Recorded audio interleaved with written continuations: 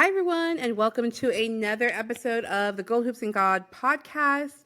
I am your host, Dr. Guerra, and today's episode is going to be awesome. So I'm here with my friend and colleague, Doctora María Del Socorro Castañeda, and she's a wonderful, wonderful person, and I'm so excited she was able to be here today. Yay! So exciting. So Doctora Castañeda is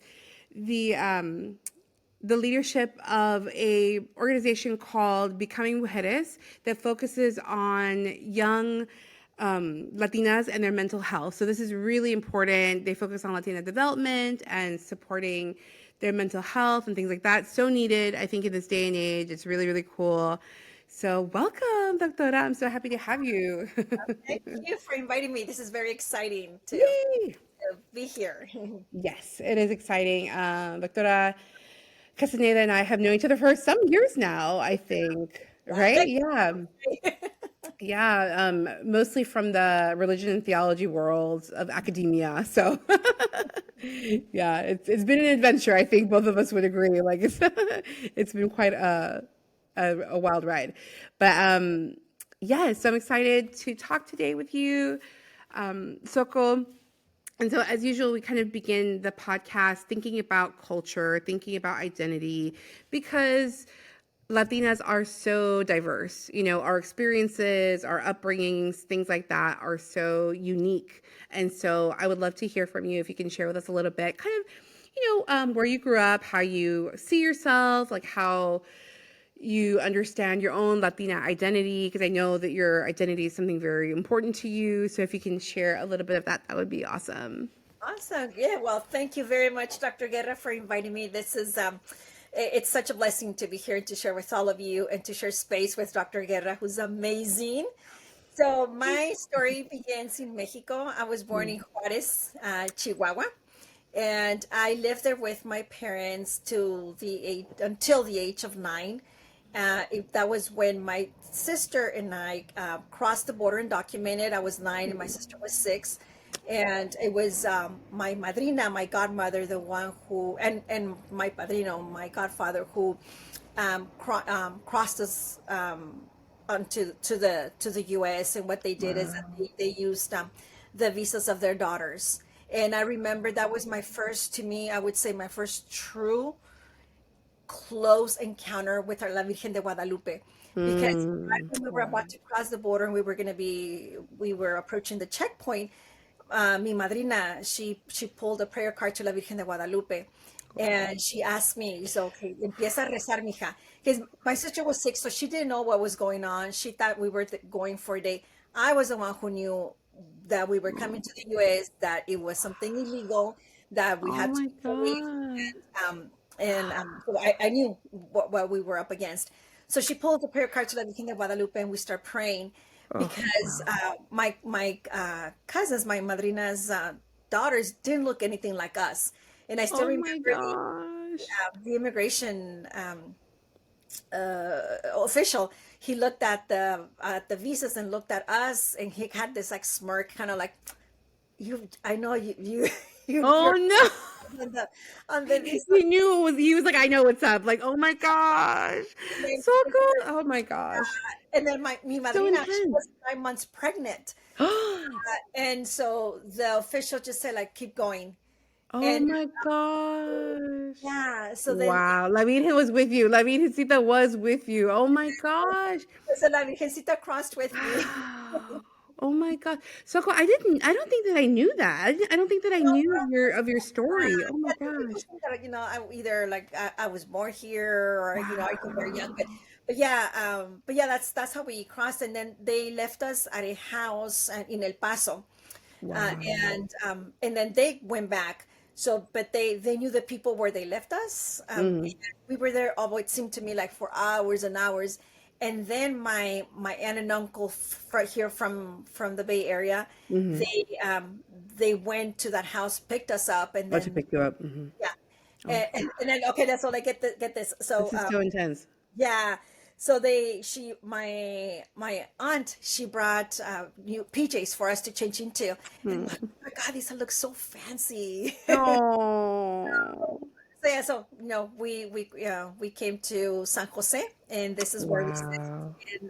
And 2 months after my mom was able to join us, but she tried to cross the border 3 times por el río, and Ay, Dios mío. still, Wow. each time until she finally made it to the U.S. Oh my And then my gosh. father didn't wasn't able to cross until because we had to save money to pay el Yeah. coyote to bring him.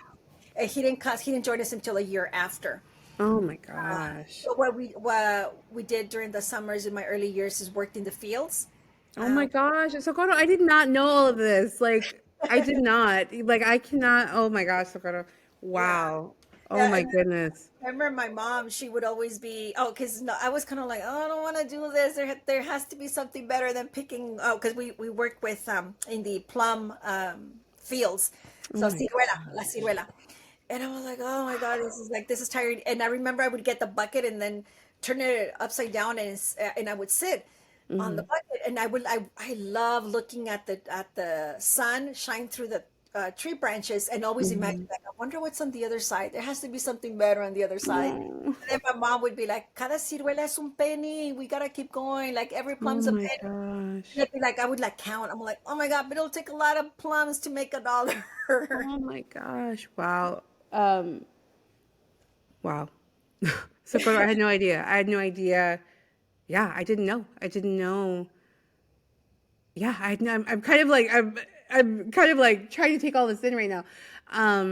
Yeah, I didn't know that that is your story. That that's kind of like, how your family came from Mexico and stuff. And yeah, that's a lot. That's a Yeah, lot, friend. Oh my gosh. my You're academic. amazing. You're amazing. Your family is incredible. Wow. Oh my gosh. And just side note, I feel like people don't get it. Do you know what I mean? Like I feel like people don't understand like what people go through to try to like make it and to try to like establish a life. It's really hard. But Yeah, yeah, oh it is. man. I tell people that I became an adult when I was 9 because I still remember very clear the conversation that my mom had with me, my mom, my dad had with me before we were going to cross the border. They sat me and they told me is like you're gonna have no you're the older one and you're gonna have to take more responsibility, Wow. and you're gonna have to take care of your sister, make sure that she Jeez. behaves, that she's okay, because we won't be there to You're take a care little of. mom. Yeah, you're a Yeah, little mom now. yeah. Yeah. And then now my no, I was my sister's now what 51, and my brother's like 41, and they're like, oh my god, you're such a mom with us. I'm, oh well, it's because I think Well, yeah. it's There was a little. reason. Yeah. Yeah, it's I'm an older sister, right? I have a younger brother, and so my parents kind of instilled the same idea, right? Like that concept, right? The concept of like, watch out for him, take care of him. Like if we're not there, you're responsible for him. So I mean, yeah, it's an eldest daughter kind of thing, like. Oh Yes, my yeah. gosh. And if you think about it, because this is a very typical of the first gen experience, that Yes. we carry a lot of responsibility on our Yes. shoulders. So we get to school not only with kid problems, but sometimes with adult problems. Adult problems, responsibility. We go to college, and it's not just it's just me and my books and my studies and the friends I'm gonna. No, it's also like the responsibility that you have back home, whether it's um, la preocupación, that worry Hmm. that is my family going to be okay financially, or in some cases that you continue to help Yeah. your family financially even though you're in college. Of course, yeah, yeah, absolutely. No, it's true. Like how many times, from like my student loan money or work study money, it's like, oh, like I can, get this for the house or let me, help with that. Yeah, it continues for sure. I think the term is like a parentification, right? When the Yes. child is like parentified. And unfortunately it's true. Like what happens is like there isn't really a childhood, right? Or it gets kind of like shortened because all of these, like you said, like all these adult problems happen. That's a Yeah. lot. That's hard. Yeah. Oh my gosh, friend. Wow. I'm kind of sorry. I'm just a little bit like, processing what you've shared. Thank you for sharing. My gosh. Thank you so much for sharing your story. Um, I mean, it is so powerful. Thinking about faith and religion. I know that you've written a lot, extensively about Our Lady of Guadalupe. And so, yeah, I mean, you know I, with my identity, like identify as a Mexican immigrant. It's like that, that's obviously, I have a very Chicana political view, Mm-hmm. but I still see myself as a Mexican immigrant. Mm-hmm. I still like, if you ask me, I don't feel the U.S. my home. Mm. I feel like I'm borrowing, kind of like when you're renting a house. Visiting, yeah, yeah, I yeah, yeah, exactly. in Yeah, the U.S., but that's just no, that's me. Just because my ties to Mexico are so strong and so rooted yeah. that even like when people say like, oh, American, when I hear the word American, I think of everybody else, but no, I'm not American. But then again, This, America's a continent, so I guess that makes me American. But if we're talking about American in the context of the U.S., mhm. is like I don't see myself. You would never hear me like as an American. I think blah blah blah. I was like, no. Right. This is so fascinating because I'm very similar. When I did study abroad, which I'm super grateful that I did, that was like a highlight, that was like a highlight moment for me. And I was in studying abroad in Spain, and my Spaniard friends, right? They're like, "Pero tía, tú no pareces americana." They were like denying or pushing back. They're like, "We don't think of you when we see you or we talk to you, like we don't think of you as an American. We think of you, if anything, as Latin American, right?" Because like culturally, I was so much more able to connect with them versus, let's say like students who are coming from other states in the US, and your typical kind of like college US American college kid, for lack of a better word. um yeah, it's really interesting, but yeah, it's oh gosh, identity, right? Like identity is such a fascinating thing, it's such a complicated thing. um but yeah, no, I think and I'm curious to hear kind of your perspective. I feel like when a person has gone through so much or has really like faced a lot of difficulties in life, sometimes the only thing you have is faith. Hmm. Sometimes that's the only glimmer of hope or the thing to cling to when things are really bad and things are really just awful and painful and that kind of thing. Faith, like that hope, I think is what gets people through. So I'm curious if that's, you know, something that you have also experienced or have also kind of noticed. I'd be curious to hear. Yes, yeah, no, most definitely. I'd say that through my academic experience or journey, Hmm. starting with I was so when I came to the U.S., I was in English learning classes. Back then it was Hmm. called ESL, Hmm. and then I they also placed me in special ed because I wasn't fluent in English. Oh my gosh. Knew Wow. that I Wow. had a need for those type of classes. But Wow. it's interesting because Hmm. in math, I was above the average of the Above school. average. Yeah. uh, Interesting. yeah, Wow. they couldn't Like keep up. advanced or gifted program or something. Hmm. Hmm. But Wow. yeah, so I didn't know what that you had to apply for college. I thought that going to college was how you move from elementary school to junior high to high school. That they tell you, okay, according to your district, this is where you belong. And I'm like, Oh, that it was like automatic almost. yeah. Oh. I Mhm. was like, how come no one has told me like where am I going to college? And then later on, oh, you actually have to apply, and then you have to pass. And I was like, oh my god, it's a Yeah. little late. It's my spring quarter, my or spring semester of my senior year. So I ended Oh up my in God. a community college, and I always say community college is fantastic, and it's an It awesome is. It is. option. It's very underrated. It's very undervalued, but community college is amazing. Like, shout out It's to those yeah, professors and students. it's Yeah. Yeah. Yeah. I would always say to what I say to college students is that what's important is that you have the right mentorship and that you ask Yes. questions, because if you don't, The you can guidance. fall so easy. You can Mm-hmm. fall so easy. And I fell through the cracks of the community Mm. college system. I was there for 6 years, like Mm. taking classes here, taking classes there, and I was just so Trying to lost. figure it out. Yeah. Parents weren't able to help me, and this ties into religion, Mm-hmm. and he was the priest of my parish, Padre Mateo, from Sacred Heart Parish in San Jose, who was the one who basically took me under his wing, and he's the one who mentored me. Because when I went to my counselor, oh, because I worked as a receptionist at that time for the church. Mhm. I always tell people, I was like, Oh, uh, the only thing I have not participating in terms of the pastoral ministry is like celebrate mass. But I was a youth minister, a catechist aide, then I became a catechist, and I ran the whole catechism program. I you've was done a it all. Yeah. I was a lector. I love it. I did baptism classes, so everything. But he would always tell me is that you got to go to Santa Clara University because it's a Catholic university, Jesuit. I It's love like it. so for him it was like Oh, everything that you do here, this is where you it's should be perfect. Yeah. thrive. Yeah. So when I went to my counselor at West Valley and I told him that I wanted to transfer to SCU, Mhm. he looked at me, had to tell me, he's all, well, Maria, Santa Clara University is a very intellectual university. Why don't you try applying to another college? And then when he said that, as a first gen student, I'm like, okay, he's an authority figure. He obviously knows the educational system more than I do. So Wow. right. So I went to my parents, and my parents like, no, pregúntale al Padre Oh. Mateo, él sabe. So I went to Padre Mateo, and he was so upset.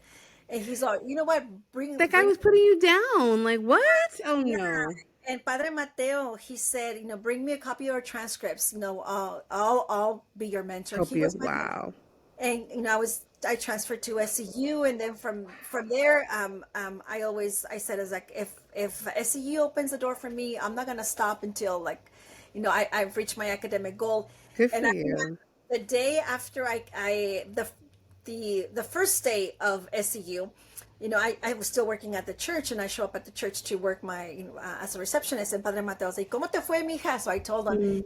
He's all, okay, now you got to start thinking of the PhD.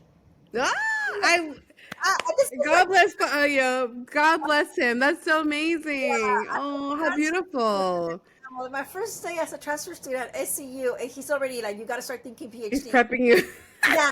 So to me, that has always been the way It's that I beautiful. look at things in terms of how I look at my goals is that, Yeah.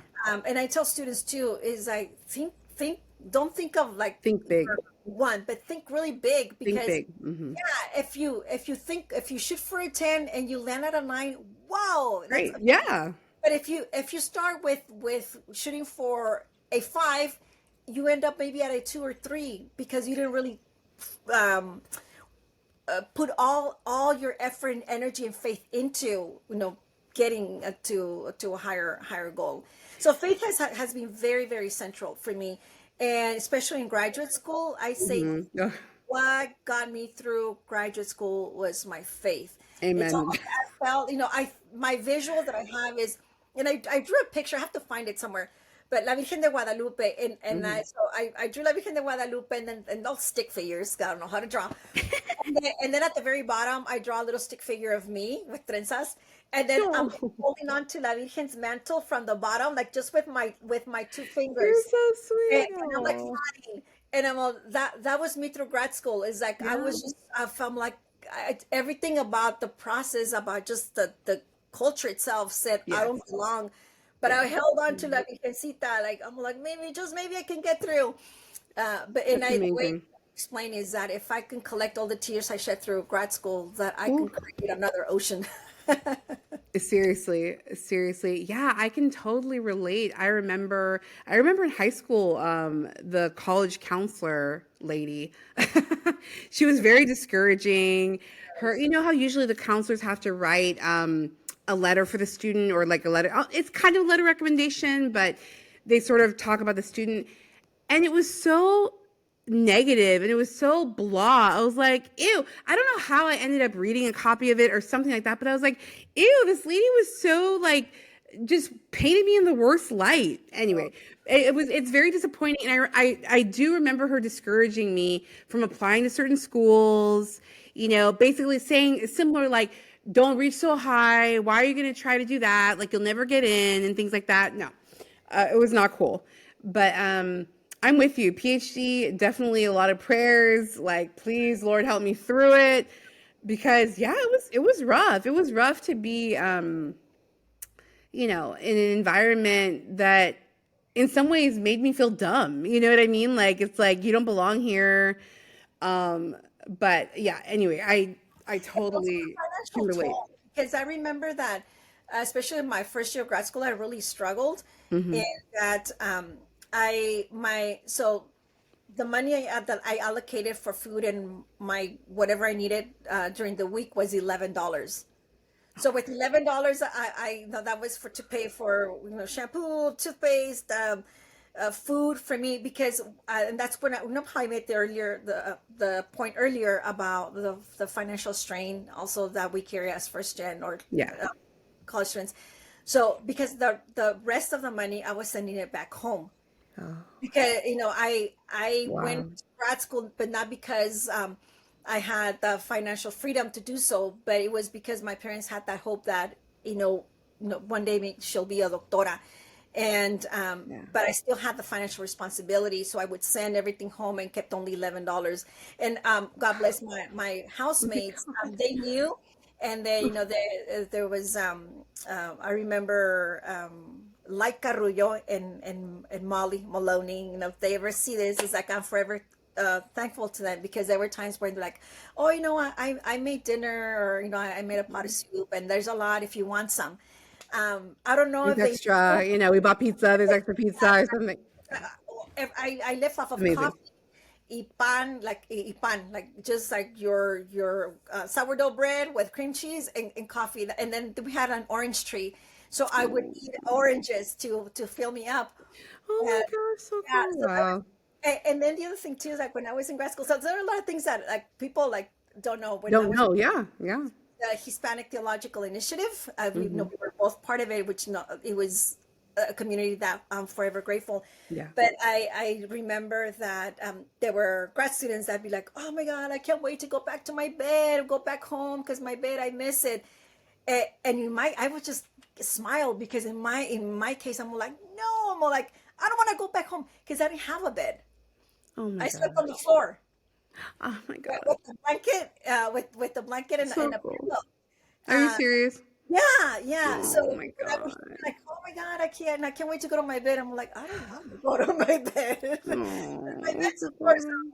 So that Wow. yes, that there were so many things that if had not been for my faith, I would have not been able um, to be able no, to To reach make my it. goal. I remember sitting Yeah. in seminars and hearing other grad students and the way that they spoke. I'm like the way they speak is like almost like I'm like listening to a book. They're so articulate, and I was always really quiet because I was not still struggling with the English language. And Mm-hmm. and I remember having conversations with God because I'm one the person that yeah, I do my prayers in the morning and but throughout the day I'm always talking to God. I love And it. like, oh It's God, beautiful. like will there be a day when I don't feel like I'm like a puppy barking at a Mm. seminar? 'Cause that's because I just like couldn't feel I didn't feel that I couldn't get my points across Yeah. or speak in the language, the articulate language of the other grad students. But I remember really Mm. struggling with that. But then at the same time, I would always turn it around and be like, okay, I'm struggling now, but if one day, I Mm-hmm. have the blessing of having a child, I'm gonna make sure that kid is well prepared and that kid sounds like these students that are here with me. Mm-hmm. And I always Mm-hmm. kept that in mind. I know back then I didn't know if I was gonna have a child or not, but I'm like, if I do, I want to make sure that that kid has that They're is well prepared. prepared, so that way that child doesn't feel or doesn't go through what I'm going through. Wow. Wow. Thank you, Soko, for sharing that. That's incredible. Like, yeah, I think it's so true. Like, it can be very intimidating. I also remember that, right? Where they're quoting, they're like, oh, Schleiermacher and blah, blah, blah, and this and that, and, philosophical, blah, blah, blah, blah, blah. Kant said in his whatever treatise. And it's like, the hell is this? I'm like, what the hell are they talking about? Right. And so, yeah, again, like, you kind of feel dumb, you kind of feel embarrassed, but what I'm realizing, I'm sure like you'll agree with me, it's like, wait a minute, that was all fluff anyway. You know what I mean? Like looking back, it's like, oh no, like these guys were or girls or whoever, they were just like talking it up, like using big words, Um, but and that's the crazy part. It's like honestly, we shouldn't have felt intimidated because we have so much to offer. You know Yeah. what I mean? Like they have their thing and good for them, but we have so much knowledge, a different kind of knowledge, we can call it, right? Life experiences, all these things. Bilingual, you know what I mean? Like, we're bilingual. Like, if the class was in Spanish, how would they do, right? Like, if we're gonna, right? If we're gonna start comparing things, but Yeah. oh my gosh, yeah. And to the grad students who or college students that might be listening to this, one of the things that at least I experienced is that that there were times when my skin color, my name, María del Socorro Castañeda, and I have the double R, so it's not Socorro, it's Socorro. Yeah. That my name and my skin color, there were times that felt so heavy. Mm. In the or at a conference, it's like I felt the heaviness, and it wasn't like a good heavy. It was it was just like, oh my God. It was like, will I get through this? Yeah. Yeah. I mean, how many times you know, like after the conference is kind of winding down, how many of us will get together, either at HGI or, at AAR, talking about how we are treated, right? So for example, like how often one of us or many of us will be in the hotel for the conference wearing the badge, and then someone will ask, oh, can we get more coffee? Oh, can you bring me more towels for my room? It's like, seeing that we're in the same conference that you are, right? In other words, the point being, it's rooted in racism. Yes, yes. Those comments are rooted in racism. Don't tell me.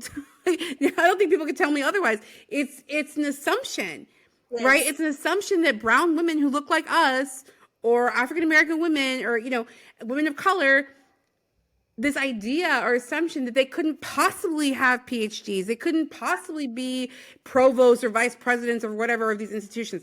No, it's so crazy. It's and I totally agree with you because let's talk about titles. Yes. There are some people that are like, titles are not important, titles don't matter, or don't lead with your title. When I'm with familia, when I'm with la comunidad, I'm Soco. My other name is María Del Socorro, so either I'm Mari or I'm Soco. Yes, but in professional settings, I'm Dr. Castañeda. And the reason why, and these, if grad students are watching this, listening to this, is that you are Dr. Gutierrez, whatever, yeah. Garcia, because it's you earned it. Assumptions. They see us brown, they see us female. Yep. If we speak with an accent, then the last thing that's going to cross their minds is that we are PhDs or MDs. Yep. So to me, is like titles are important because people are going to assume I'm so many other things except that I'm a PhD. So and obviously there's a place and a time to use the titles, and I really understand that. But in professional settings, is that if you're a doctor, you're a doctor. Yeah, exactly. And it's funny. I mention it sometimes, even to students. I'll give the benefit of the doubt. Maybe they don't know, but I'll bring it up and be like, as a woman of color with a doctorate, I do request that you address me as either Professor Guerra, Dr. Guerra, Profe, something,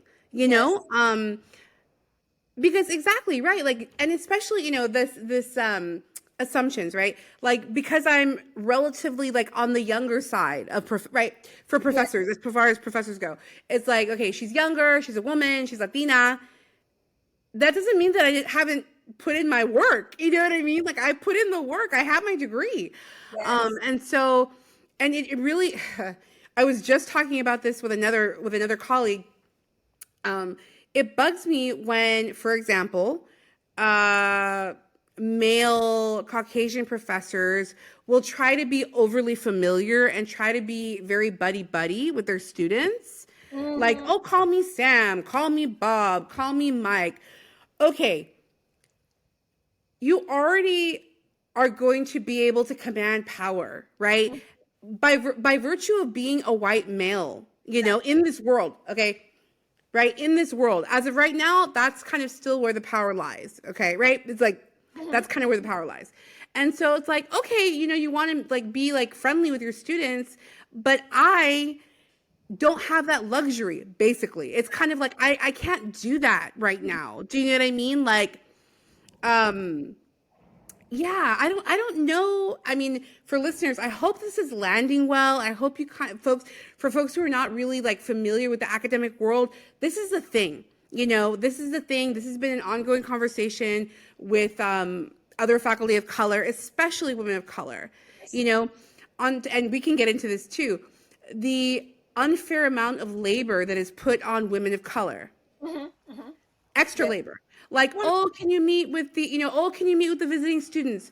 Oh, can you make sure there's refreshments for this event? Oh, can you take the notes for the meeting? Oh, extra, all this stuff when other people are not asked to do that. Right? So that's also an issue for sure. Yeah. I remember when I was teaching at Santa Clara University, I was told by some professors, oh, it's like I met this student and that student is just like you. I'm going to send them over or send her over. Mm-hmm. There was this other professor that, because my office at Santa Clara, I had, El Chavo del Ocho, La Chilindrina. I always had a basket of Mexican candy just to, Oh, that's awesome. I wanted to do what I wanted to convey in my space, my physical space, is a sense of home for students. And I remember this white professor, she comes in, he's like, oh my God. He's like, can I bring my students for a tour of your office? I was like, I'm not a zoo. Awkward. Yeah, that's very awkward. One of the beautiful moments, one of the many beautiful moments that I had, that I am, brought with me when I left teaching or academia. One of them is that I had office hours, and then one student showed up. It was a white student, and she's like, "Oh, professor, your office looks so," and then she just couldn't find the word. She was so festive, because I even had a piñata. Okay, because I even had a piñata there. I love it. So festive. I'm like, oh, thank you. And obviously, she meant well, so I'm not saying anything bad about her. Yeah, I wasn't anything bad. Yeah. Out of space. Yeah. So the next comes this other student who is now a bilingual teacher. That I'm really proud of him.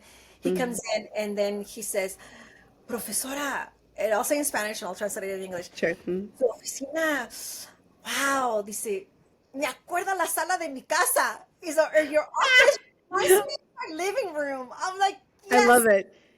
That's exactly what I was going home, to. Literally home. I love it. Yeah. That's fantastic. And he went on to say, he's like, you know what? I love going to your classes because when I go in, he's like, I go in so happy because for me, it's like I have my mom teaching because you talk like my mom. That's so I feel comfortable because I feel like I'm taking a class from my mom. Oh, that's very sweet. Yeah, in the past when I've had like my own office space where I could decorate and everything like that, I would, decorate for Dia de los Muertos. I'd always have like fotos de Guatemala, different things that, it's not only part of my culture, but it's kind of also connected to like my personality, if that makes sense, right? Like it's me, you know what I mean? Like, in other words, I'm just being me, I'm not like overly thinking about it. I'm just like bringing things from my home to decorate, right? Like, this is my stuff. Like, it's not like, it's, in other words, like, it's not like, oh, let me make this office look like, Latina office. No, it's like, this is just my stuff that I love, that I like, and it happens to be very reflective of my culture. Yes. So that's really cool. And it's true. Like, it is true. Students do appreciate that. So yeah. I want to share one more example with my students, because I think these are just really beautiful. When we had when there were times that we would watch movies at the end of the week to bring that theory together and put flesh on it, and we would have potlucks. And in class, so in this particular class, I had maybe like 2 Latino students, and the rest of them were like non-Latino, and mostly white and Asian American. And there was this one young man from Peru. And so everybody started bringing the chips and the cookies. And then I hear a knock, and then somebody is like, oh, no, it's so-and-so, let him in. And they open the door. the student comes with the huge, I mean, huge olla, like the olla is the size of the tamales for Christmas, full of chocolate that he made chocolate, hot chocolate I for love it. everybody.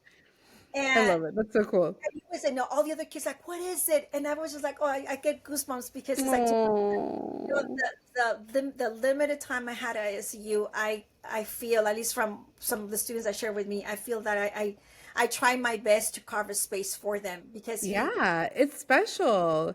You made an absolutely like 1000%. You made an impact on them and they will always remember you. You know yeah, what I mean? Like they will always remember your class. They will always remember working with you.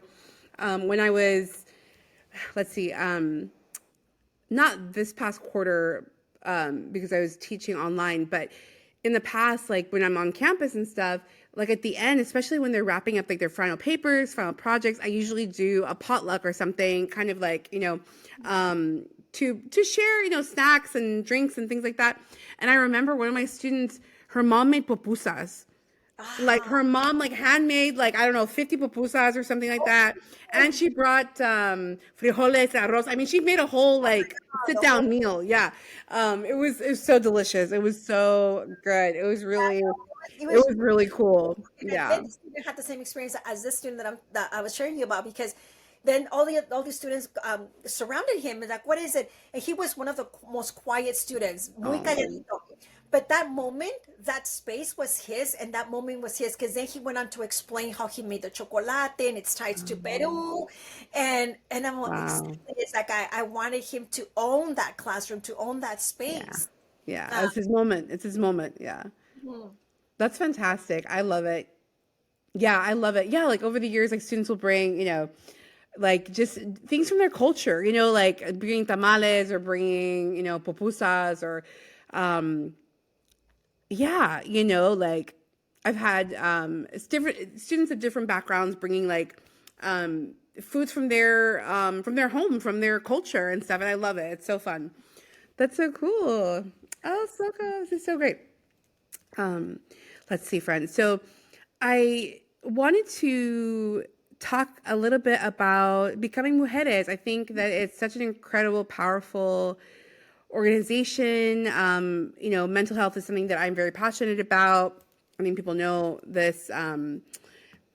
Yeah, I think mental health is so important. And I'm glad that people are slowly starting to talk about it more, like slowly but surely, people are realizing how important like healthy mental health is Mhm. and kind of like that self-care and that kind of thing, therapy, all the above, right?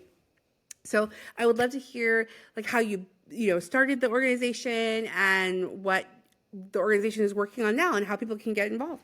Yes, yeah, no, definitely. So becoming mujeres is its roots are very very personal, and they tie my daughter and me. And what happened is that when I left academia, I was trying to find ways on how to um, bring what I used to teach in the classroom out to la comunidad, to la gente. Mm, But I was struggling. I was struggling to find a way to make that transition. And mm, I think that for most academics who are in this journey of maybe I can contribute outside the ivory tower, we that's what we struggle with, like how. how? So I was spending a lot of time not knowing how to make this transition. And then one day, my daughter Lupita, she comes home and she starts crying. She was 13 at the time, and Mm. what's going on? And she had just started sixth grade, and she said, "Well, my friends who were my friends in elementary school are now acting different." And so they were basically bullying her. They were Oh no. a lot of body shaming, What? like her weight, like how slow she was developing, and Oh no. That is terrible. Oh my gosh. so she went through a lot. And remember when she was sharing me and giving me these examples of what these kids, these girls were telling her, girls that Wow. she had known Mean for girls. all her elementary. Literally mean girls. Oh my Yeah. gosh. And at that, as the more that she shared, the more I felt like my heart was beating faster, to the point that I felt like it was just torn into a million pieces because here I am, I can't someone imagine. Yeah. as a feminist who has done feminist work, Right. who has written a book on feminism and religion, Mm-hmm. who taught that subject in class, and here I am with my daughter, and Mm-hmm. she's going through this experience, and at the more share, and then I told her, okay, well, let's go online to see. I was thinking like something quick, like, are there videos that she can watch that uplift Latinas? Resources. Yeah. Yeah, Something. and we went online, and she was searching, I was searching, and we couldn't find anything. There were YouTube videos aimed to African American girls, many to for white girls, but some of these like videos that are material that's offered to white girls, it's assumed that it applies to everybody, and it doesn't. Not No, necessarily. Yeah. no, no, because she was. Representation is a real thing. Like it to see yourself reflected. Yeah. No, yeah, I agree. I agree. I turned to Lupita. Mom, Lupita, what do you think that we should do? And he said, Mommy, can we do something? I love it. So because I'm pretty sure that I'm not the only one. There are other Latinas Yeah. who are going through this, and her words just made everything Click. click. Yeah. Like, Yeah. like my academic training with the need of the community embodied in the needs of my Incredible. daughter. It Oh my all gosh. I'm all like, yes. Yes. Epiphany is like, yeah, I'm like, I hear you. And so that's when we started Becoming Mujeres, and the reason why we named it Becoming Mujeres is because um to me, like, it's a process. It's not becoming is a process. It's never like, okay, I'm becoming, and then I'm going to reach a point where I'm Done like, or something. it's like, no, becoming human. Let's talk about just humanity. Like, becoming human is a lifelong process. So that's the reason why we have. Yeah. So Becoming Mujeres, what we do is you can look us up on YouTube. We have a YouTube channel, Becoming Mujeres. We have a webpage called also titled Becoming Mujeres. It's under construction because we're entering a new phase. But what we do is that we offer advice in the form of short stories or workshops into Latina teens and their female caregivers. Because one thing is to talk to the Latina teens and give them the tools so that they can thrive. But if we don't have the same conversation with the female caregivers, that and obviously there are exceptions where male caregivers take the lead, but in this case we focus on female caregivers. If we don't have the same conversations with them, the girls can only thrive up to a point. Sure. Because The support, like the home support, is necessary for sure. Yeah, that makes sense. That makes sense totally. talk about Latina teen mental help or health, I mean, is to talk about generational trauma. And not unless we tackle the generational, have open, honest conversations about the generational trauma that gets passed down from our abuelitas to our mothers, and then mothers unintentionally pass on to the daughters, is that we won't break the cycle. Is like, cállate, no digas nada. Right. Aguántate, just keep going. Or the other one too that we hear a lot is ¿qué va a decir la gente? What would people Oh say? yeah, el que dirán always. Yeah. And then the el que dirán, ¿qué va a decir la gente? El que dirán. What we have seen is that how that gets transferred in the minds of Latina teens is that they have this really genuine fear of being judged. There are Latina teens who have told us, when I walk into the cafeteria, the first thing that goes in through my mind, I feel like people are looking at me. I feel like I'm being judged. I feel like they're going to make fun of my hair. I feel like they're going to make fun of my face. What if they know they can tell that I'm in my period, like on my period? Like, so there's a lot of things that go through. They run through their mind. Yeah. Yeah. And then you add social media to Oh. it. So Yeah. it's very complicated. So that's the reason why we have Becoming Mujeres, because we want to help. And we're not saying that Lupita and I have all the answers, or that Lupita and I have like, oh my God, we had that experience and that's it. No, Lupita's going through experiences now, and she'll be going through experiences, continue to go through experience in the future, because it's part of being human, just as I'm going through some experiences as well myself. But that's what we want to convey, is that we want to teach from our experiences, but no, we're also in the process Growing of together. Yeah. growing together. Evolving. That's beautiful. That makes a lot of sense. And yeah. In terms of social media, I really do. I worry about young people on social media, because I think that, at a younger and younger age, the comparisons begin, like feeling ugly, the eating disorders, like all the bullying, I mean, et cetera, et cetera, et cetera, like all those things, like, and it's true, like before, the bully would be at school and then you could finally go home and at least be Exactly. safe, right? That was our Safe from the generation. bully. But now it's like 24/7. The bully can message you. The bully's friends can message you, for example, right? It's like nonstop. And so anyway, I do think that young people can be really affected by things like social media. It may not seem like a big deal to adults, but for them, it's like, It's their it's such a world. big deal. Yeah. Yes. Yeah. Yes. So, oh my gosh. Thank you, Fred. Yeah, I will definitely tag the YouTube channel or link it so that people can see the YouTube channel of Becoming Mujeres. Very cool. Amazing. That's beautiful. And it was really born out of your own experiences as a mom, with Lupita's experiences at school and things like that. Oh my goodness. Wow. Amazing. It's really powerful. It's really beautiful. So as we wrap up, this has been really fun. This has been a really great conversation. And speaking of young women, what advice would you give to young Latinas today, or even on a more personal level?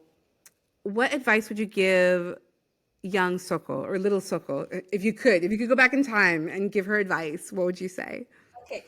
This is really important because I'm going to tell you what advice I try to give myself every day. Going back to Okay. the process Yes. of the which is the same advice that I would give to young Latinas, whether you're in elementary school, junior high, high school, college, or grad school, is do not be afraid to shine your light big and bright. Porque a veces nos quedamos calladas because if I say like, I'm doing this, so and so is going to feel bad. Or people are going to say, oh my God, look, she thinks she's all that. And it's like, don't be afraid to shine your light big and bright, because one of the things that I regret, now looking back, is that there were many times when I dimmed my light to make others feel comfortable. Okay. And that's something that I continue to struggle with. Yeah. So that I continue to struggle with that. So that would be my advice, is that don't be afraid to shine your light big and bright. And, and I'm not saying like, be cocky or be aloof. No. There's ways of doing it, and Yes. just be authentic, be Yes. you. Don't pretend to be somebody else, but yeah, show us who you are. Be yourself. Yeah. We want to know you, all the goodness that you have to offer. Like, don't dim that. And if people don't feel comfortable with it, they can put some shades on, or as Lupita says, they can put sunscreen on and get a nice tan. Funny. Yeah, exactly. That would be my advice. And I say this de todo corazón, because this is something that I continue to remind myself. Like, Soko, don't dim your light to make others feel comfortable. And that's and it's from that space, from that context, where I'm saying, like, if you're a doctor, let them call you doctor in professional spaces. Yeah. Call yourself a doctor. Don't say, I'm Sandra. No. I'm Dr. So-and-so. Yeah. Because you worked for it and you earned it. So Exactly. it comes from this about when I emphasize that my concept of titles, and don't hide the titles, comes from a space of love and affirmation, because I know that you earned it. Yeah. These titles so much. Yeah, I am with you 10,000% on that advice of, don't dim your light, don't dim your shine. I always say shine bright like a diamond, right? Because it's true. Like, a lot of times we feel uncomfortable. We're worried how other people will react. Like, that's, for me, I'm like, that's over now. That's not going to happen anymore. And it's true. Like, I'm not going to lie, So on my mom's side, my grandfather was a tailor. He crossed from Guatemala to cross into California and started his path here in Los Angeles. So my grandfather's a tailor, to now his granddaughter, I have a PhD from Berkeley. Come on. You know what I mean? I'm like, come on. Like, that was hard. That was hard earned in every sense of the word. Like you said, the tears shed. Yeah, it's and again, like it's not. And I think, Soko, you'll know what I'm saying with this. It's not really about me. It's about like what it means. Like Yes. what it means for my family, for our people, for in a bigger scope to be like, yeah, that's Dr. Castaneda, that's Dr. Guerra. It's awesome. Yeah. We work hard for it. But Yeah. with the titles, because like I know this is like a great conversation. In that it's also like to me, like you say, it's not about me, but it goes beyond. It to me is Yeah. like when I say Dr. Castañeda, it to me is like what I'm the reason for me using the title is to convey that people who look like me have the ability and capability and the intelligence to earn a PhD Do or it. any, Mm-hmm. whatever degree that they choose to. Mm-hmm. And I say this because I remember at mass we had a graduation mass at my parish way back before I started grad school. I was still at the community college. And I graduated from West Valley College at that time. So we had a graduation mass. And the one who came to spoke with us was Dr. Josie Negrete, and Mm. she wore her PhD regalia, and I remember I'm like, oh, I So want that. cool. And then Padre Mateo is all, Mari, ven para acá. Is all. I was telling Josie that you wanna go for a PhD, and then what Dr. Negrete said, I'll never forget this, is that Mm. she took off the graduation hat, and then she put it on me, and then she Oh, said, that's awesome. "This belongs here." Oh, It was such a moment it's of powerful. affirmation. Oh, yes. I Yes. focus on that. It's like this Latina PhD sees that a PhD is for me. Mm-hmm. You're going to do it. Yeah. Something that I cannot see right now, but that I need to believe in and have faith Yes. in. Mm-hmm. Mm-hmm. To have faith that it's going to happen. Yeah. That is incredible. I love it. I love it. I love it. That is so awesome. And a wonderful note to end on. Oh my gosh. Thank you. Thank you. Oh my gosh. Dr. Castaneda, you are amazing. Thank you so much. Thank you so much for sharing your story. It was very moving. It was very moving, and I appreciate your vulnerability and sharing, your journey and your faith and everything that you shared today. So, thank you Muchas so much, gracias. amiga. Ah, Te quiero mucho. Te mando un abrazo and thank thank you.